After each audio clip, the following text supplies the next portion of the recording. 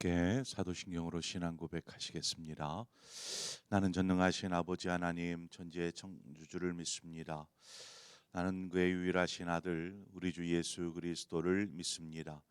그는 성령으로 잉태되어 동정녀 마리아에게서 나시고 본디오 빌라도에게 고난을 받아 십자가에 못 박혀 죽으시고 장사된 지 사흘 만에 죽은 자 가운데서 다시 살아나셨으며 하늘에 오르시어 전능하신 아버지 하나님 우편에 앉아 계시다가 거기로부터 살아있는 자와 죽은 자를 심판하러 오십니다.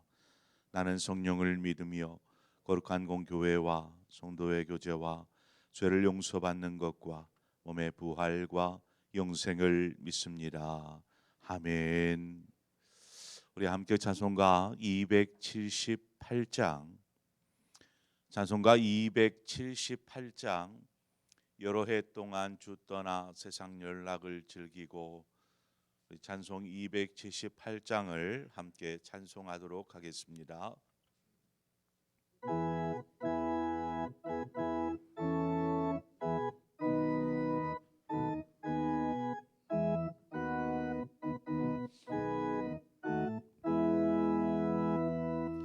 여러 해 동안 주 떠나 세상 연락을 즐기고 조용악한 죄에 빠져서 주 은혜를 잊었네. 오 사랑의 예수님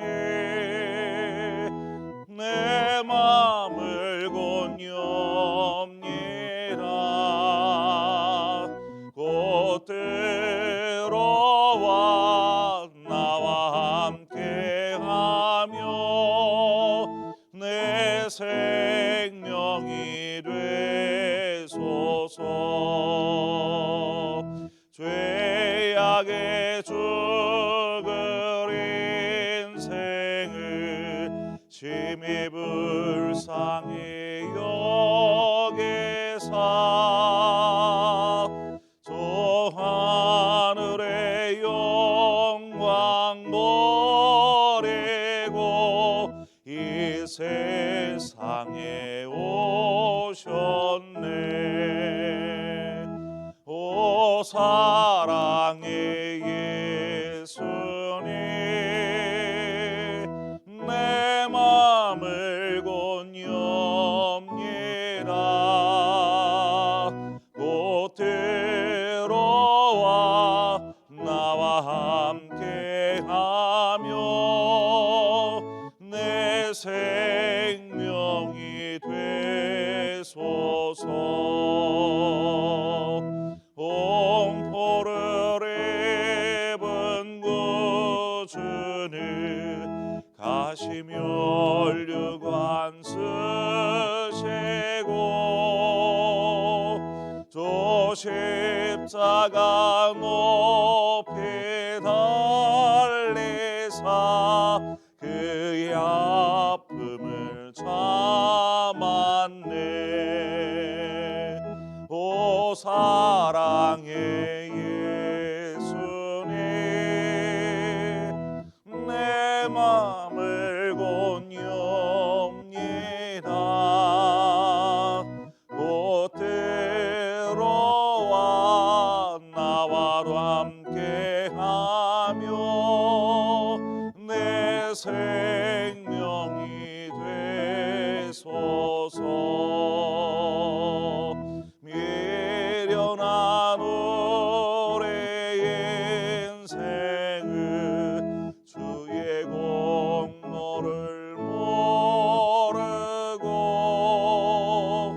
그 쓸쓸한 사막 가운데 늘 헤매고 다녔네. 오 사랑의 예수님 내 맘을 권유합니다. 곧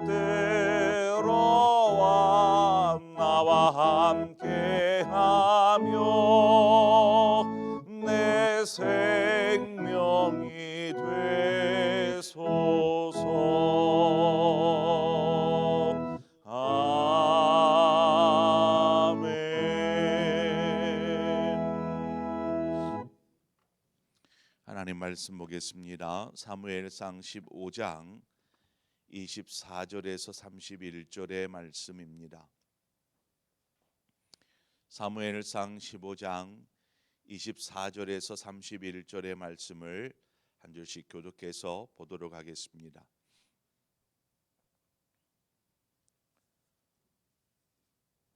사울이 사무엘에게 이르되 내가 범죄하였나이다.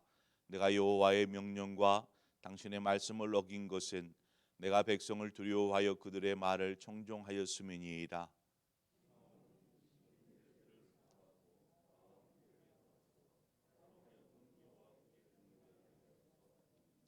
사무엘이 사울에게 이르되 나는 왕과 함께 돌아가지 아니하리니 이는 왕이 여호와의 말씀을 버렸으므로 여호와께서 왕을 버리어 이스라엘의 왕이 되지 못하게 하셨음이니이다 하고,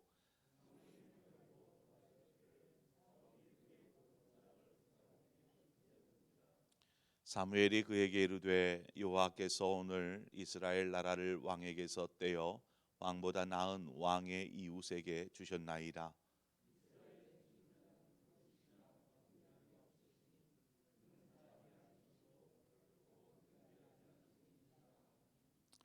사울이 이르되 내가 범죄하였을지라도 이제 청하옵나니 내 백성의 장로들 앞과 이스라엘 앞에서 나를 높이사 나와 함께 돌아가서 내가 당신의 하나님 여호와께 경배하게 하소서 하더라.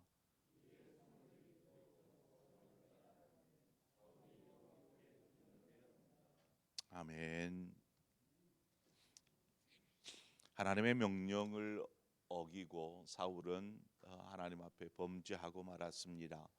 그러한 범죄한 사울에게 사무엘이 책망하였지만 계속해서 사울은 여러 가지 변명만을 늘어놓는, 그래서 하나님께서 왕을 버리셨다라는 폐위에 대한 이야기를 합니다. 오늘 말씀은 이러한 말을 들은 사울이 자신의 죄를 시인하고 사무엘에게 나와 동행을 해 주십시오. 그리고 하나님께 경배하게 해 주십시오라고 요청하는 내용입니다. 24절 서두에 보면 내가 범죄하였나이다 이렇게 사울이 고백합니다. 그런데 이 고백이 얼마나 진정성을 담고 있는가, 이 부분은 좀 우리가 짚고 넘어가 봐야 합니다. 내가 범죄하였습니다 라고 이 고백 어떤 것 같아요? 오늘 본문의 내용들을 보면 사울의 이 고백 속에 진정 자신의 죄에 자신의 잘못을 깨닫고 하나님 앞에서 시인하고 고백하는 고백처럼 들리십니까? 그런데 이 내용들을 보면, 본문의 내용들을 보면 이 사울이 하나님 앞에서 진정한 회개가 아니라 자신이 왕으로서 버림받았다라는 말이 두려워서 고백하는 내용인 것을 우리는 쉽게 짐작해 볼 수 있습니다. 24절 말미에 내가 백성을 두려워하여 그들의 말을 청종하였음이니이다 라고 말합니다. 그렇죠. 그러니까 이 구절 속에 사울은 자신의 잘못을 시인하고 있으면서도 여전히 자신을 변호하면서 백성들에게 어떤 이 모든 죄악의 시작, 이 모든 죄는 이 백성들로부터 시작된 것이다라는 백성들에게 어떤 책임을 전가시키고 있는 모습을 우리는 보게 됩니다. 사울은 하나님의 말씀을 듣기보다 사람이 두려워 사람의 말을 들었다라고 이야기하고 있듯이 이 말씀 속에서 모든 범죄의 시작은 바로 백성들 때문이다라는 변명을 다시금 늘어놓고 있는 것을 보게 되지요. 사울이 없는 말을 지어낸 것이 아니라 실제 이러한 상황이었을 수도 있습니다. 뭐 백성들이 막 이렇게 자신들 뜻대로 하겠다라고 막 사울에게 이렇게 얘기를 해서 사울이 어쩔 수 없이 저들에게 그래 그렇게 하라라고 할 수밖에 없는 그러한 상황이었을 수도 있다라는 것입니다. 자, 그렇다면 하나님의 지금 왕을 폐위시키는 이러한 조치가 사울에게 있어서 억울한 일이 될까? 뭐 사울 개인적으로는 억울한 일이 될 수도 있습니다. 그런데 우리가 여기서 기억해야 될 것이 있습니다.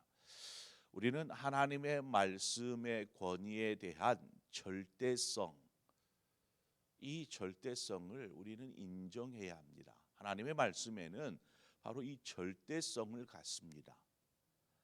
그래서 말씀을 듣고 순종하는 것은 어떤 조건이나 이유가 있을 수가 없습니다. 말씀의 절대성 때문에 그렇습니다. 우리가 신앙생활 하다 보면 사울과 같은 생각, 마음이 들 때가 있습니다. 나는 그렇게 잘못한 것 없는데요. 또 그러한 상황에서는 그럴 수밖에 없었어요. 이처럼 어떤 우리의 피치 못할 사정을 하나님 앞에 이야기할 수 있습니다. 그렇죠? 그러나 하나님 앞에서는 그 어떤 것도 이유나 핑계가 될 수 없더라는 것입니다. 오늘날 그리스도인들에게 하나님 말씀의 이 절대적 권위가 굉장히 많이 손상되어 있는 모습들을 보게 됩니다. 그래서 자신에게 이제 하나님의 말씀이 들려지거나 읽혀지거나 알았을 때에 자신에게 이롭다 생각되는 말씀은 취하고 좀 듣기 싫은 소리, 하나님께서 우리에게 뭔가를 요구하고 계신다, 이러한 소리는 그냥 이리저리 피하고 맙니다. 이것은 사울의 지금 세 번째 반복되는 변명이거든요. 똑같은 말을 세 번 지금 하고 있는 것입니다. 이것을 바꿔 말하면 사울에게는 세 번의 기회가 있었다라고 말할 수도 있지 않겠습니까? 세 번의 기회. 그가 하나님 앞에 서서 그냥 철저하게 자신의 죄를 고백하고 회개하며 또한 말씀에 순복했더라면 하나님께서 사울에게 다시금 희망을 가졌을지도 모릅니다. 그러나 그가 돌이키지 않을 때 결국 그를 버리겠다 말씀하시죠. 이 모든 일이 지금 당장 일어나는 것이 아닙니다. 앞으로 그렇게 될 것입니다. 우리가 그 요나서의 니느웨 백성들, 하나님은 이미 결정하셨습니다. 그 니느웨를 멸망시키기로. 그리고 그 멸망시키겠다라는 소식을 그 요나를 통해서 전하게 하셨을 뿐입니다. 그런데 니느웨 왕과 백성들이 하나님 앞에서 어떻게 합니까? 그들이 전심으로 하나님 앞에 엎드립니다. 회개합니다. 우리가 이렇게라도 해야 하나님이 어찌 그 마음을 돌이킬 수라도 있지 않겠느냐 하는 마음으로 온 백성이 심지어 짐승까지도 금식하면서 하나님 앞에 엎드립니다. 그때 하나님께서 그들의 모습을 보시고 하나님 마음을 돌이키십니다.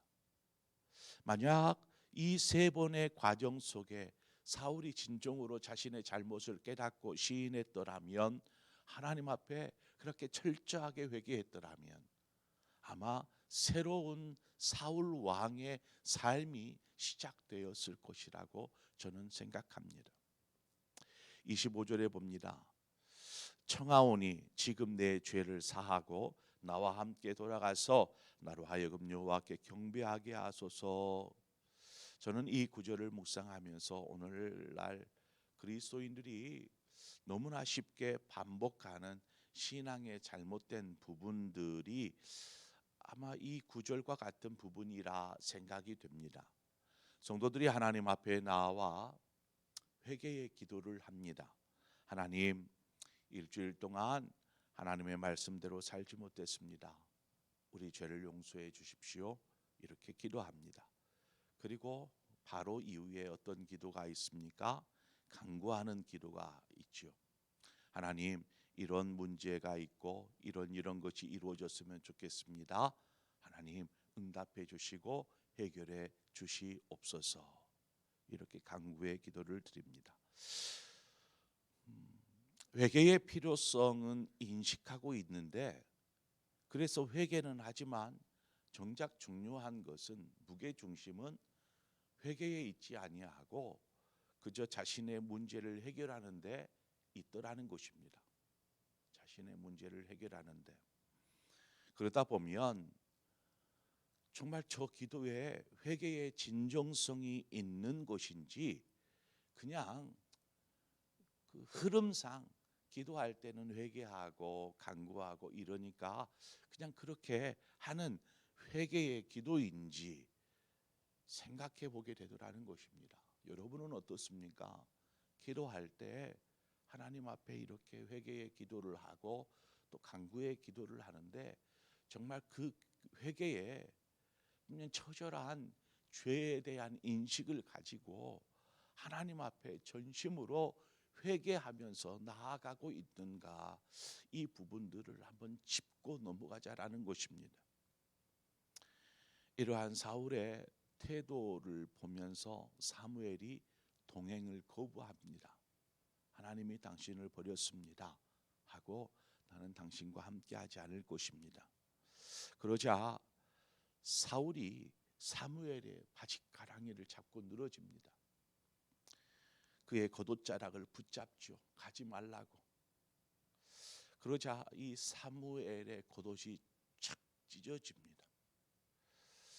이 모습 속에서 지금 하나님께서 왕을 버리시고 다른 사람을 왕으로 세우신 것이라는 말씀의 의미가 이 옷이 찢어지는 모습 속에서 우리는 찾아볼 수 있습니다. 29절의 말씀에 가보면, 이스라엘의 지존자는 거짓이나 변개함이 없으시니 그는 사람이 아니시므로 결코 변개하지 않으심이니이다 라고 이야기하는 부분이 나옵니다. 하나님에게서는 거짓이 없으시다는 것입니다. 여기서 변개함이라는 말은 좀 쉽게 좀 해놓으면 좋을 텐데, 후회가 없으시다라는 말씀입니다. 후회가 없으시다. 하나님은 거짓이 없으시고 후회가 없으시다. 그래서 하나님이 어떤 계획을 결정하셨을 때에는 그 결정은 언제나 선하고 옳은 것이며, 하나님의 결정은 바꿀 수 없다라는 말씀인 것입니다. 자, 그래서 하나님은 이 결정을 내리시기까지 그냥 쉽게 버리시거나 쉽게 포기하지 않으십니다. 만약 그렇게 하셨다는 것은 더 이상 기다리다가 돌이킬 수 없는 상황에 이르렀을 때 이 결정을 실행하십니다. 하나님은 그러한 분이십니다. 창세기 18장에 가보면 소돔과 고모라의 멸망에 대해서 하나님께서 아브라함에게 말씀하는 내용이 나옵니다.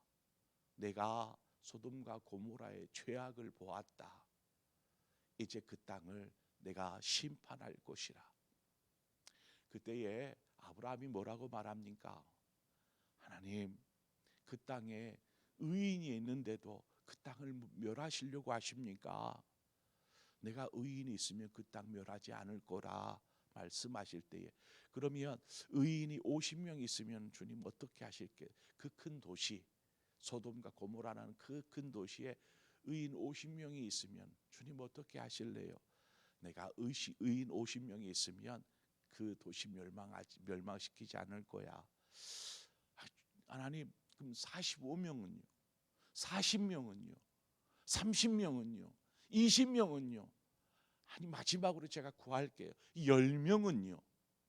그래, 만약에 의인 10명이 있으면 그 땅 멸망시키지 않을 거야.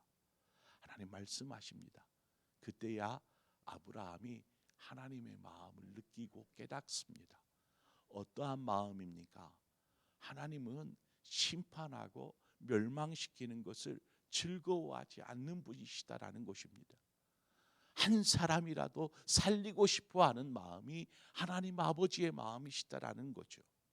지금 사무엘을 통해서 사울에게 전하고 있는 이 말씀 속에 하나님의 마음을 지금 사울은 전혀 읽어내지 못하고 있습니다. 기다리고 계시는 하나님의 그 마음을. 그러므로 우리가 하나님의 모든 결정이 확정되기 이전에 우리가 하나님 앞에 바르게 서기 위해서 노력하고 힘써야 한다라는 것입니다. 우리의 그릇됨이 있다라면 정말 진정성 있는 회개가 필요하고 하나님 앞에 돌이켜서 계속해서 반복하는 잘못되어지는 죄가 아니라 정말 하나님 끊고 싶은데 이것이 잘 안 돼요. 이러한 몸부림이라도 하나님 앞에 쳐야 되지 않겠어요? 하나님께서 우리의 중심을 보시고 우리의 모습을 보시고 너가 정말 그것으로 아파하고 있구나, 너가 이것으로 몸부림치고 있구나, 내가 네 연약함 알아. 그러지만 너의 연약함 속에서도 몸부림치는 너의 모습을 하나님께서 귀하게 여기시고 이제는 내가 너에게 이겨낼 힘을 줄게. 이제 일어서라, 벗어나라, 이제는 승리해라 라는 말씀으로 사랑으로 우리에게 함께해 주시지 않겠느냐라는 것입니다. 이제 우리의 신앙을 돌아보면서 하나님 앞에서 그냥 적당한 그냥 요식 행위와 같은 회개의 고백이 아니고 멀찍이 서서 주님 따라가는 그러한 주님의 제자가 아니고 주님과 함께 동행하는 삶, 주님의 손 붙잡고 가는 삶, 주님 앞에 바르게 서기 위해서 오늘 또 힘쓰는 저 여러분의 삶과 신앙이 되어지기를 주님의 이름으로 축원을 드립니다. 기도하겠습니다. 하나님 아버지, 이 새벽에 우리를 불러주신 주여, 주님이 말씀하셨는데 우리가 어떠한 말씀을 드렸는지 다시 한번 곱씹어 봅니다. 우리의 심령 가운데 들려진 이 말씀, 하나님의 말씀의 절대성을 우리가 기억하면서 하나님이 이제 그 말씀 붙잡고 우리의 삶을 돌이키게 하시고 회개케 하시고 말씀 붙잡고 순종하며 살아가는 삶이 되게 하여 주옵소서. 예수님의 이름으로 기도합니다. 아멘. 오늘 주신 말씀을 기억하면서 하나님이 나에게 오늘 뭘 말씀하셨는지 그 말씀을 붙잡고 기도의 줄을 이제 붙잡고 나아가시기를 바랍니다. 그래서 우리의 신앙이, 우리의 믿음이 하나님 앞에 바로 서서 하나님이 기뻐하시는 삶을 살기를 결단하기를 소망합니다. 더불어서 우리뿐만 아니라 우리의 주변을 좀 돌아보십시다. 우리에게 지금 가까이 생각나시는 영혼들, 성령님께서 오늘 이 시간 여러분에게 기억나게 하시고 떠올려지게 하시고 생각나게 하시는 영혼들이 있다라면 그 영혼들을 위해서 성령님께서 주시는 마음으로 기도하십시오. 하나님, 우리 저 집사님이 떠오르고 권사님이 떠오르고 장로님이 떠오르고 목사님이 떠오르고 자식들이 떠오르고 뭔가가 떠올려지면 그것 가지고 기도하시기 바랍니다. 하나님, 어떤 문제가 있어서 그렇습니까? 도와주십시오. 하나님 힘을 더하여 주십시오. 사울처럼 넘어지지 않게 해 주십시오. 버림받지 않게 해 주십시오.